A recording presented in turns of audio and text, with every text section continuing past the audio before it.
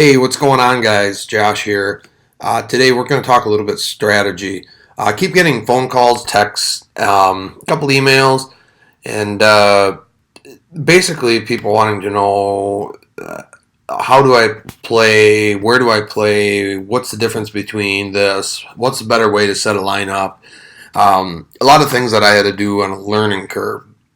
So I want to take what I learned and be able to translate that into some success for you guys and hopefully be able to get you to become more profitable and a better player faster.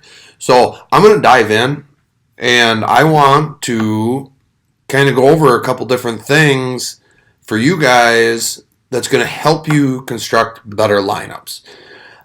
Most of you who already get my email for the weekly plays don't know exactly what to do with them.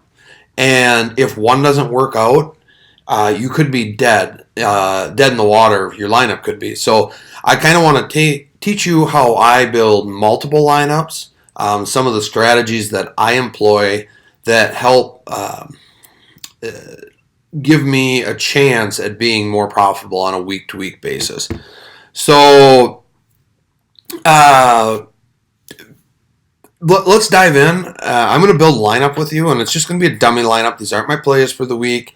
This isn't who I'm on necessarily, though I will probably go through a couple of them. But I do want to make sure that you guys are doing the best possible, or you guys are employing the best possible strategy to become better and more profitable. So let's dive in. Right here, we're going to go look. It's the Fantasy Football Millionaire Maker, $20 entry. And let's start with this. First, it says the style. It's just classic, which means we can pick any player. There's no pool or tiers of players. And I'll show you quick because I don't play a lot of them. But in a pick'em game, which is labeled right here, okay. Give it a second to load. Man, I'm going to be so excited when we get different internet here. Tier 1. So all you have to do, instead of a salary cap on a pick'em player, and this maybe worked better for you. If this is something that looks better and easier for you, by all means, try to take some of our plays and translate that into a pick'em style. It's just not for me. So in Tier 1, you can pick whoever you think is going to be the best. You go to Tier 2, you think whoever's going to be the best. Tier 3, so on and so forth. And then you play the field in your tournament. Leave. It's just not for me. I'll try to get into it a little bit more, hopefully, as the season goes on.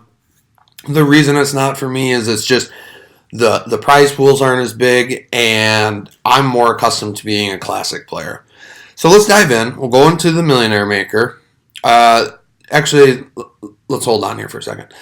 So here's a contest. This is actually a tournament, and I'm going to pull into the NFL page here. Okay, so this is what we call a tournament, which means it has a total prize pool of $5 million, dollars. There's up to 289,000 players can enter. What will happen is a lot of times these bigger field tournaments like this, they won't completely fill. And DraftKings says, we're going to guarantee that prize no matter what.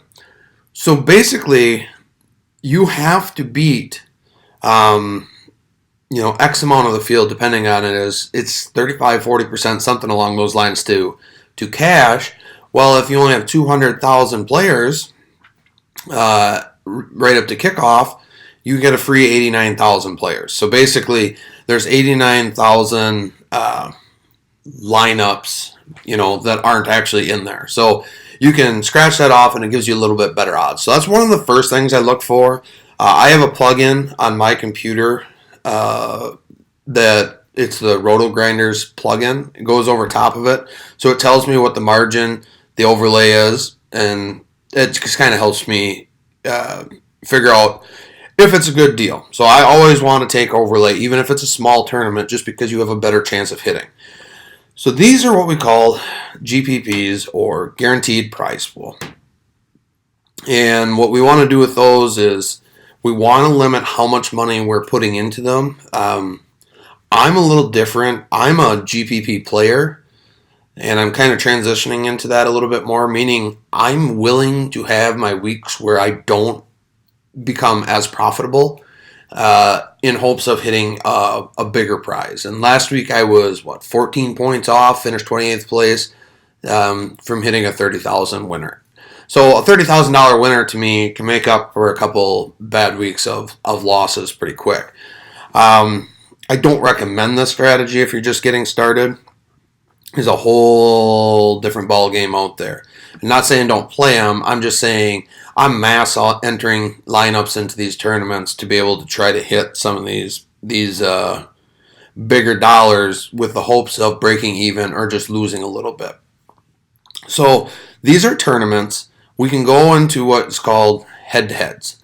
And I recommend that you go in to a head-to-head tournament, or a head-to-head, which we call cash games, and throw $1 at somebody. You can play these NFL free. You can see right here it says for practice. That's a great way to learn. If you're really lost about some of this, it's a great way to go out and learn how to play. And right here, you only have to beat, one other person. And if that other person also has a bad lineup, you're only out $1. You're not trying to beat 20,000 people to get into, or 10,000 people, whatever your double up are playing, to be able to get into the money. I don't recommend you start getting into these $5, $10, $20 unless you kind of have an idea of what you're doing a little bit. So like for me personally, I will post head-to-heads. I don't pick up head-to-heads. And I recommend that if you go, let's click on here. Okay, you see these? I'm going to teach you something. These are experience badges. They don't necessarily mean that they're professionals. I have one. I'm not a professional. However, it does mean that I've had a big win. I've played a lot of contests, and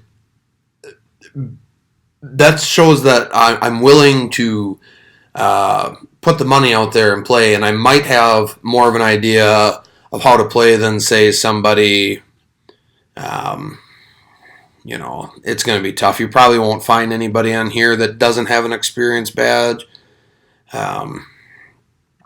It's pretty tough to find. You can either play against a friend. You're always willing to come play against me. I'm not going to change anything. I'm not going to try to take your money. I will take your money if that's the way it is, but I don't, I want to see you get better, and I'll play you in $1 head-to-head game. It's $1 to learn. Win or lose, we're both not out on anything. But there, again, you can, so let's enter into one of these. Okay, you hit enter. You already know how to enter into these contests. And we can, trying to see if I can do this. Yeah, it's not letting me do it without making lineup. Anyways, you can set your lineup so you only play the same person once. So like if you were a newer player, a lot of these people, they'll go out and it's called scooping your head-to-heads. And they'll go and scoop it up knowing that you're inexperienced because they want what they perceive to be as free money, which a lot of times it can be. What I do is I set it so only in every dollar amount that I play, somebody can only play me once. And the reason I do that is for variance. Say I set a lineup that continuously hit 140, 150, which should hit a cash line, and somebody scooped all my head-to-heads and they got 160, I'm out all the money. I would rather play straight up head-to-head against a whole bunch of different people with my odds being better, that I can get to that 60%, which is what I try to hit in cash, is a 60% cash line, meaning on my head-to-heads, obviously, out of 100, I want to win 60 times. You're not going to win 100%. Now, I did last week, which is totally fluky, right? I cash in every cash lineup except for I had 10 lineups. Stupid me. They were... It was I forgot to switch my lineup to my cash lineup. I just put dummy lineups in, and I didn't notice it, and it was one of my tournament lineups, and it was miserable, and I lost a little bit of money on it, but normally I'll play just 1 or 2 cash lineups. That's it. No more. But yeah, on these head-to-heads, it's a great way for you to learn. You won't be out a lot of money, and it's an easy way to be able to see what the person, the other person's playing. So the other things that a lot of people play is called 50-50s and double-ups. And a 50-50, you just have to beat 50% of the field to cash. Okay? So on a 50-50, we'll go here on this $1,000 50-50. Okay? Here's some things you need to know about that. Candia, Makasupa, Straight Cash, Hoop, CSU Ram, all these guys are professionals. This is all they do for a living. A Raven, they are Ray of Hope. He's one of the legends out there.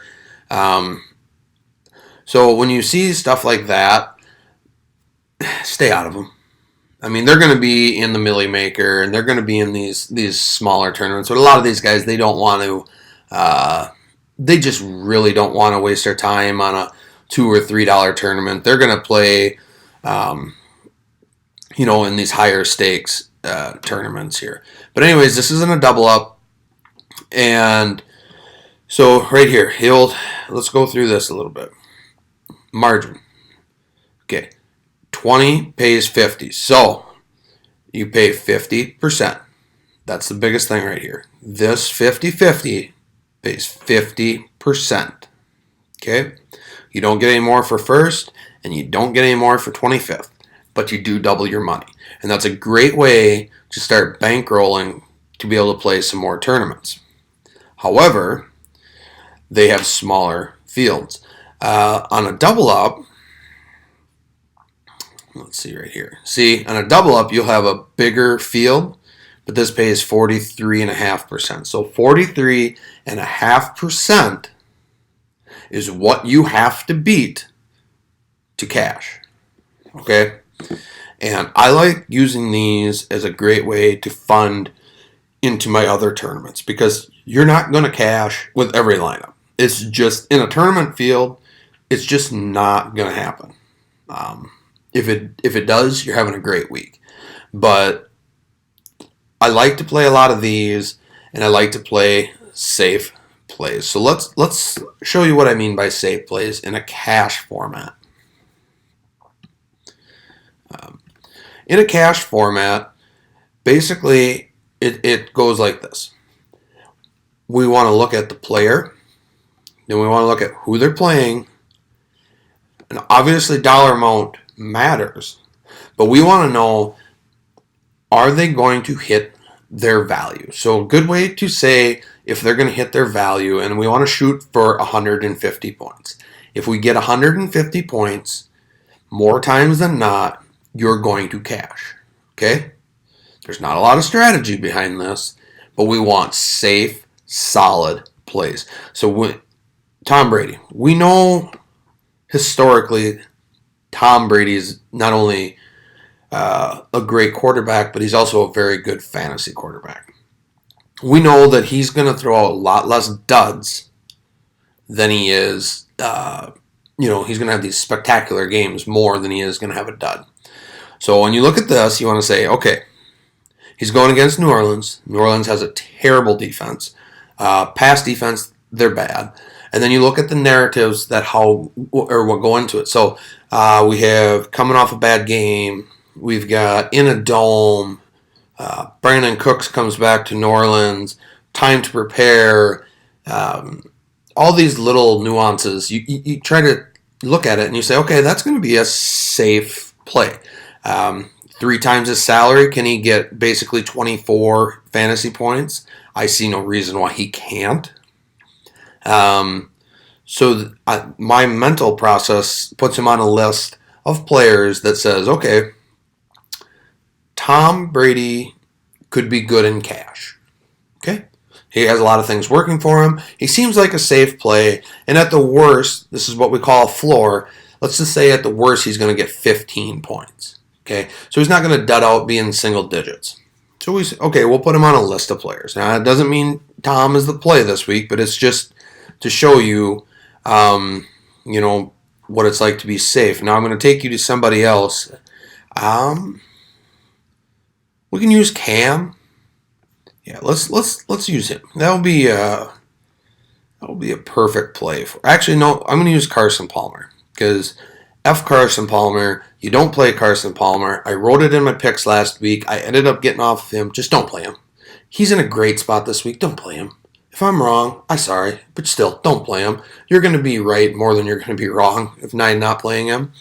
But let's use Carson Palmer in cash. Okay. Here's why I won't play him in cash, outside of my, biased hatred towards him. Carson Palmer, although he's playing a bad defense, looks to me as though he's washed up. So there's a couple of things that go into I look at this. He threw 2 picks. He had a bad game. He lost his running back.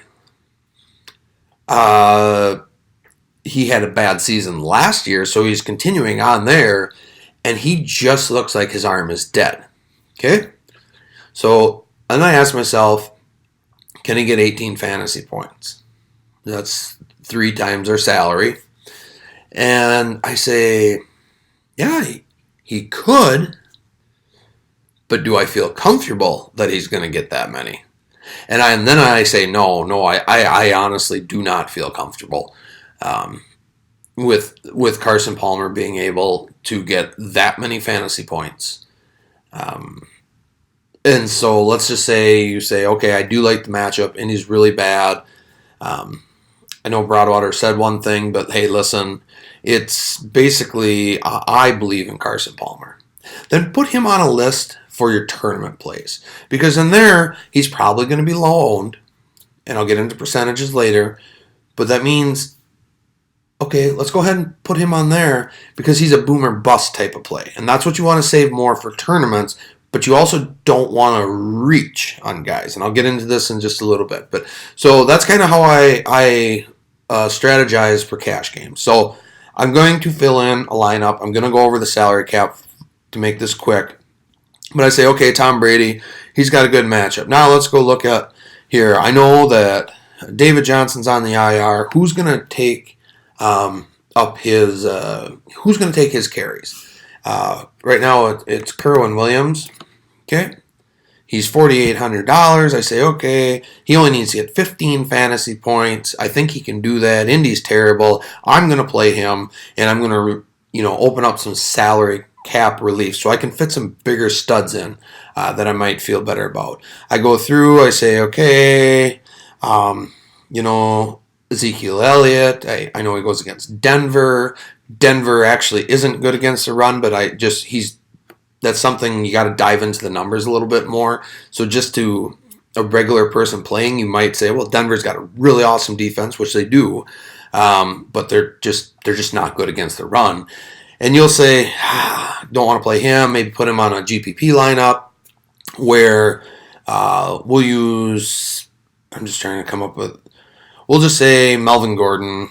We know he's going in a good matchup this week, so we'll put him on there. So now we know that their floors outside of this, but he's offering salary cap relief, and he doesn't have to hit as high a number.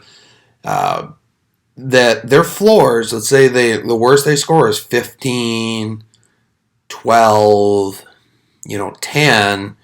You're still not dead. You still have a chance to beat the people who say, oh, Carson Palmer's a great play, and I think, we'll play Ezekiel Elliott because he's in a bad spot, or, whatever the case might be. So you want to play safe and you want to play sound. There's no strategy to stacking. There's no strategy to, boom or bust, studs or duds, however you want to say it. And studs or duds just means we're going to put high price people and low price people, and we're going to put them in there. We're going to hit enter, and we're going to hope that our low price people come through, because we know our higher price people are just going to smash all day long. So we'll get to the wide receiver. I say, okay, Julio's in a great spot.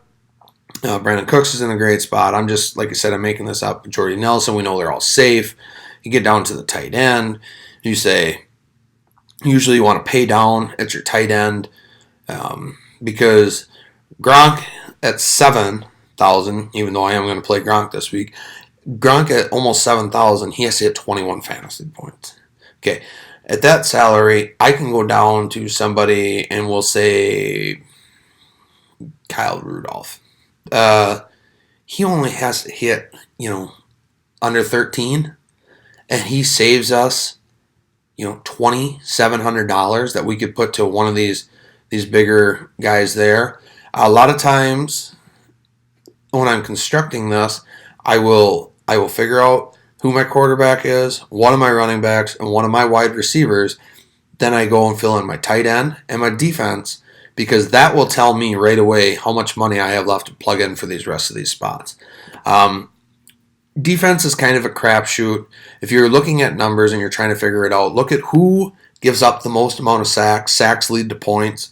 That's kind of how I do it. But again, every week is a crapshoot. I mean, 1 pick six. So look for the safe option. Look for the safe play. Seattle's playing San Francisco. Listen, we know Seattle's good at home. We know San Francisco, they have Brian Hoyer. It's going to be tough for them, to get anything going. He most likely is going to be prone at a better chance of throwing a pick six. So we'll just throw him in there, and then we'll go to our flex lineup. Here's where it's very important. Okay, I don't care who you put in your flex lineup. I don't even care in a cash game if you play 2 tight ends. I do it a lot. Used to not be the strategy. Now it is. It just offers so much relief that you can fit some of these better running backs, some of these better wide receivers in there. But on the flex spot, what you want to do is you want to have, if possible, you want to make sure that you put your latest playing person. So if you have somebody in the Sunday night game, they need to be in this flex. If you have somebody and your last person plays in the 4 o'clock game, or the 4:25 or the 3:25, I should say, late game, they need to be in this flex. And here's the reason why. What happens if there's an inactive? What if there's something that you don't see coming? This is a lot more geared towards a tournament play. But what happens if you just do not, say they're warming up and they pull a hamstring, or whatever the case may be? It allows you to be able to change to any position possible. So you can go to a running back. It opens up more options to running back, wide receiver, tight end, whoever you want to get in there to the flex spot. So I just highly, highly, highly recommend that you do that. Stacking, which I'm going to get into next, isn't. It just, you don't need to do it in a cash game format. Again, cash games, head-to-heads, double-ups, 50-50s. Okay? Keep it that simple, and you're going to be just fine. Don't overthink the wheel. Play people in good spots, and don't play sucky players. Just don't, okay? So I'm going to stay in here, even though it's a double up, and now to a GPP format, which is basically your tournament formats, which is anything, any of those tournaments, guaranteed prize pools.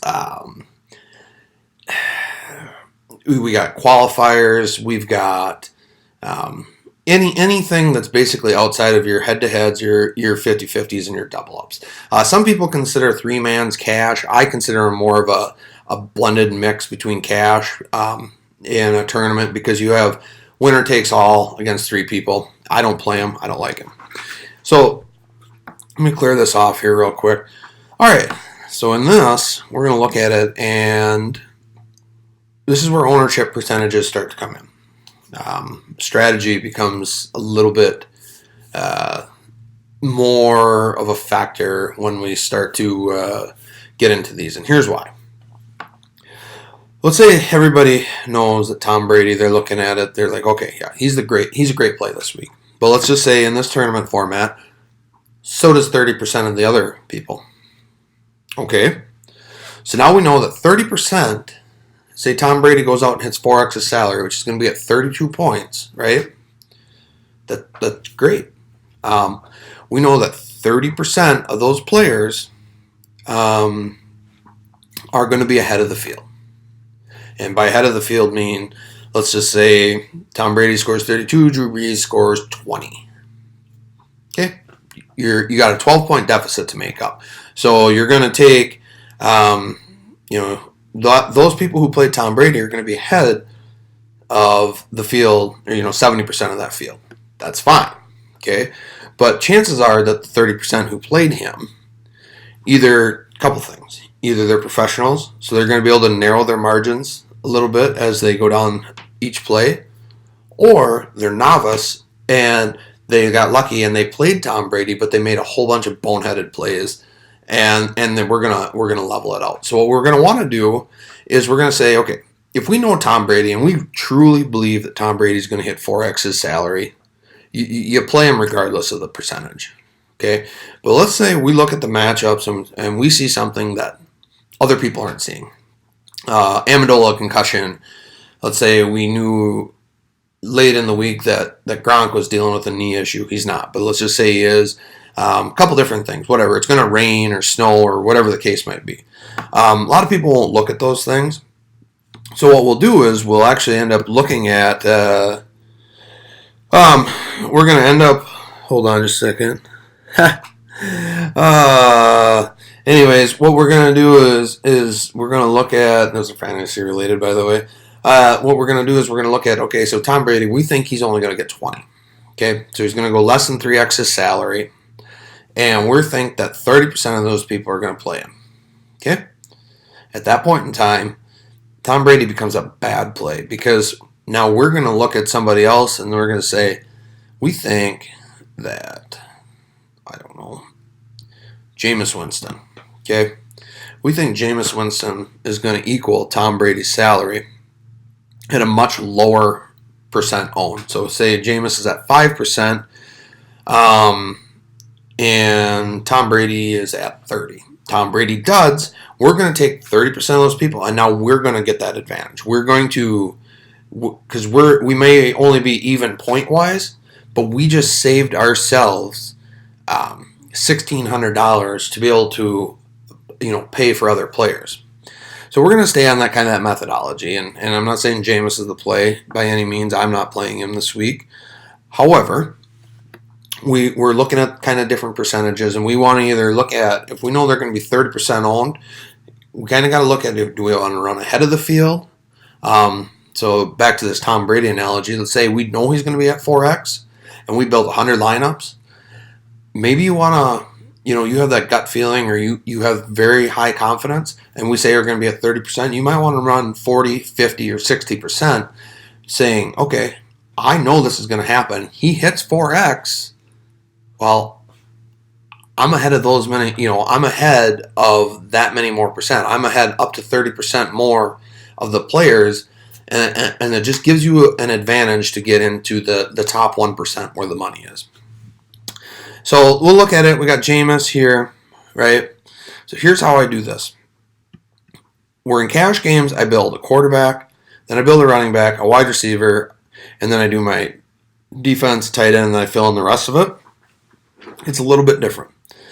I look at a quarterback, and now I want to stack him with somebody. And there is positive correlations, and this has been proven, that if you stack a player, that you're going to get more points. And in a format like this, if a game shoots out, you legitimately have way better of a chance to end up in that top 1%.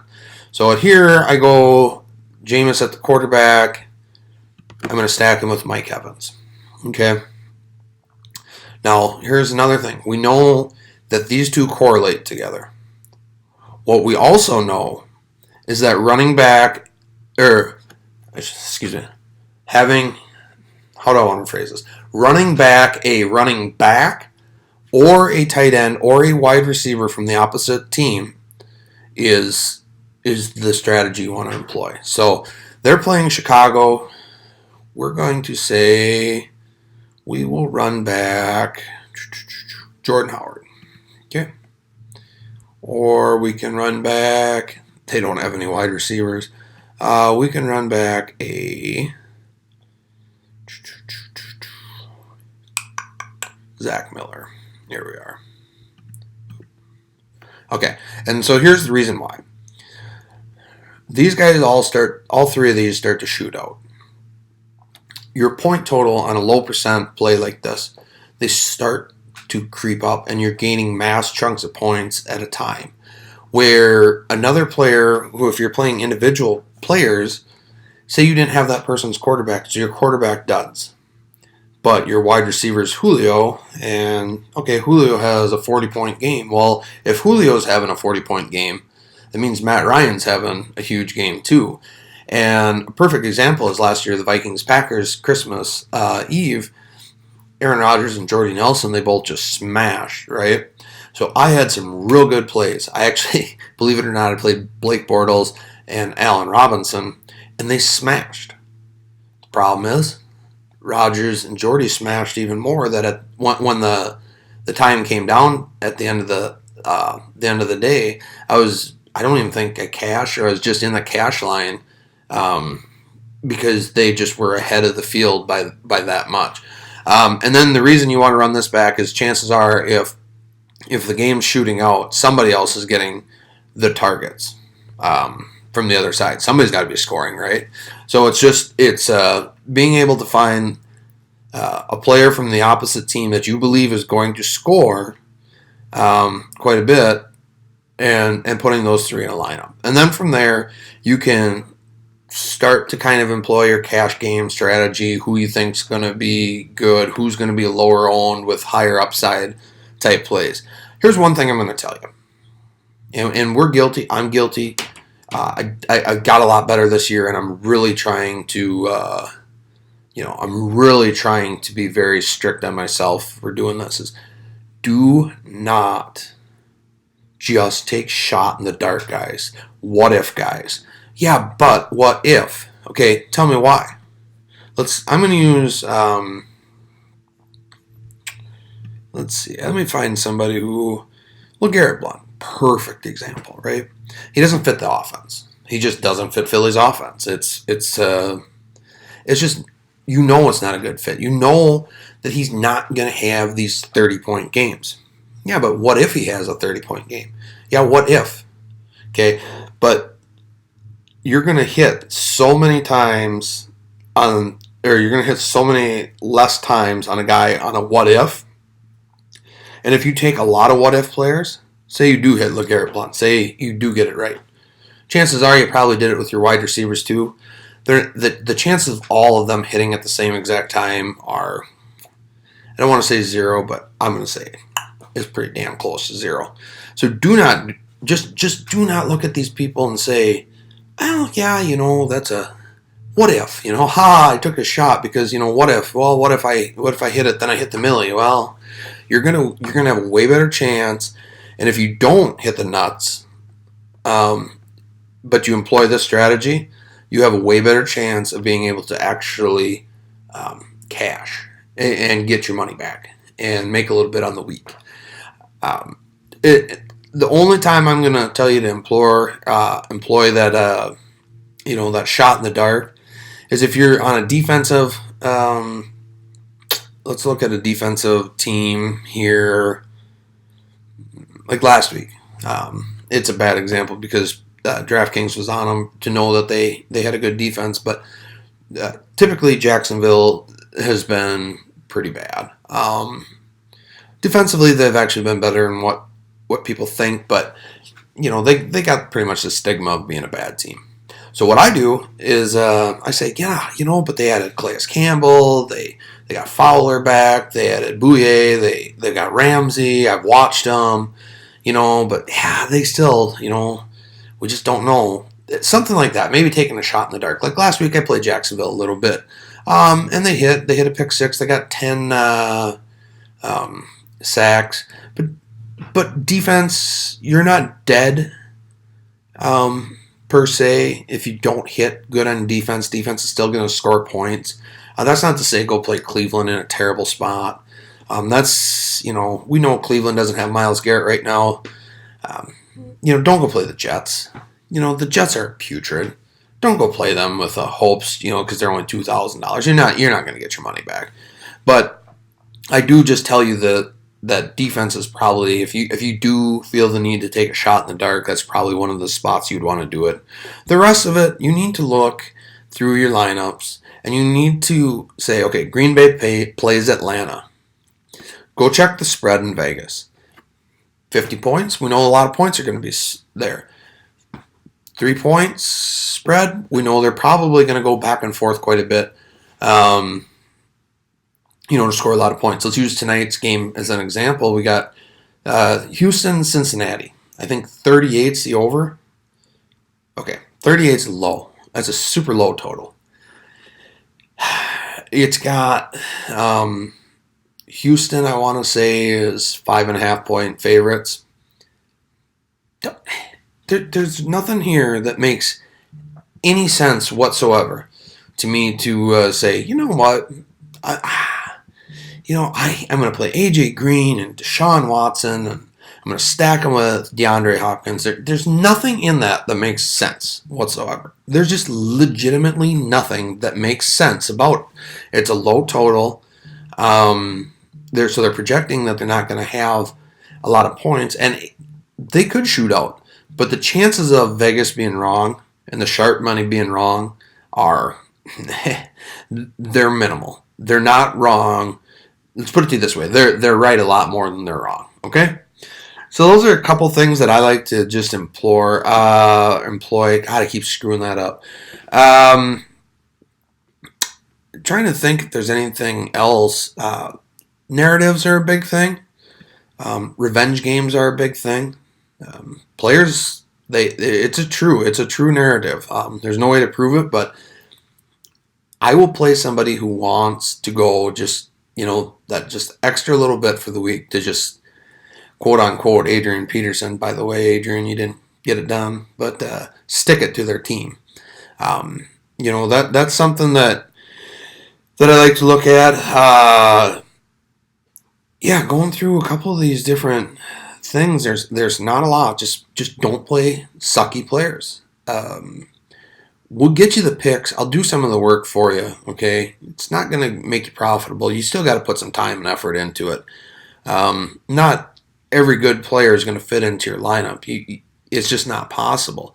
But, somebody gets hurt and it opens up salary cap relief, or, I use Cooper Kupp example.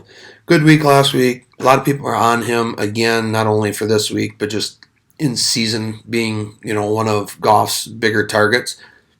He's 4,000. Take advantage of him now. Take advantage like we did last year of Stephon Diggs at such a cheap price until he started getting up to the point where his price, we couldn't play him. Didn't mean Diggs was a bad player. It's just the money-wise, we couldn't afford to put him in our lineups because we weren't getting enough return on it. Take advantage of those things now, and then keep finding those new people to rotate in. There's always going to be injuries. Their algorithms are going to always misprice somebody. And start playing around with your lineups Thursday, Friday, Saturday, and that just brings me to one other thing. Don't play the Thursday slate. Don't play it. And if you do want to play a Thursday through Monday slate, which is just basically means the contest starts Thursday, ends Monday, don't play the Thursday night game. Stats are on our side.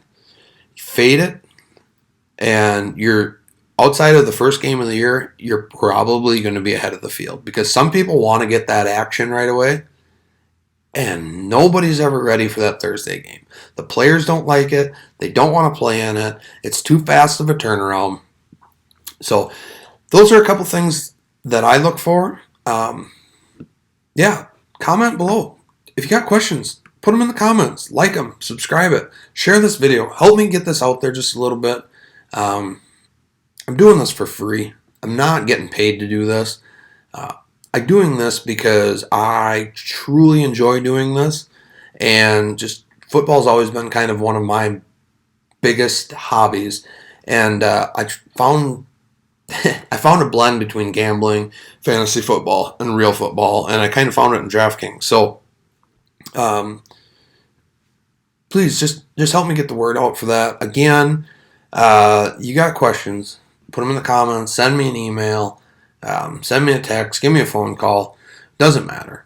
But I hope we have a good week. I'm going to try to be back tomorrow with the picks. I do have my kid's birthday party, so I don't know if I'll get a video up. I will get that email out. I promise you that. And yeah, again, you got anything? Hit me up. All right, this has been Josh, and I'll talk to you later. Thanks, guys.